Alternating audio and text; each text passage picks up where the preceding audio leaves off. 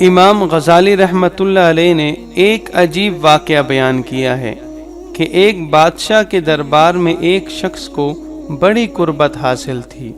اس پر ایک دوسرے شخص نے حسد کرنا شروع کر دیا۔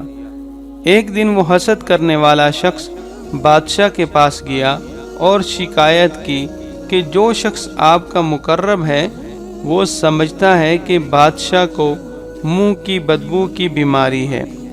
اس کی دلیل یہ ہے کہ جب آپ اسے قریب بلاتے ہیں تو وہ اپنی ناک پر ہاتھ رکھ لیتا ہے تاکہ آپ کی بدبو نہ سونگھ سکے۔ بادشاہ نے کہا، اچھا، ہم دیکھیں گے۔ پھر وہ حسد کرنے والا شخص مقرب شخص کے پاس گیا، اسے اپنے گھر کھانے پر بلایا اور کھانے میں جان بوجھ کر لہسن شامل کیا تاکہ اس کے منہ سے بدبو آئے، اور وہ مقرب شخص اس سازش سے بے خبر تھا۔ کھانے کے بعد بادشاہ کی خدمت میں حاضر ہوا۔ بادشاہ نے کہا، قریب آؤ۔ وہ شخص یہ سوچ کر کہ کہیں لہسن کی بدبو سے بادشاہ کو تکلیف نہ ہو، اپنا ہاتھ منہ پر رکھ کر قریب ہوا۔ بادشاہ نے یہی اشارہ سمجھا کہ شکایت درست ہے اور اس شخص نے واقعی بے ادبی کی ہے۔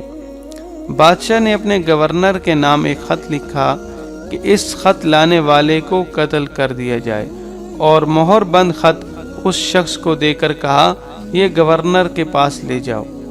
وہ شخص خط لے کر نکلا تو وہی حسد کرنے والا آدمی راستے میں ملا۔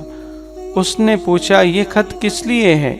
اس نے کہا، شاید بادشاہ نے میرے لیے انعام کا پروانہ لکھا ہے۔ اس نے کہا، شاید بادشاہ نے میرے لیے انعام کا پروانہ لکھا ہے۔ حسد کرنے والے نے چالاکی سے کہا، تو مجھے دے دو، میں لے جاتا ہوں۔ اس نے رحم کرتے ہوئے وہ خط اسے دے دیا۔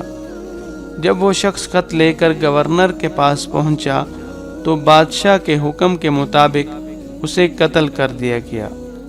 اس واقعہ سے معلوم ہوا کہ حسد جہاں آخرت میں نقصان دہ ہے، وہیں دنیا میں بھی ذلت، رسوائی اور ہلاکت کا سبب بن سکتا ہے۔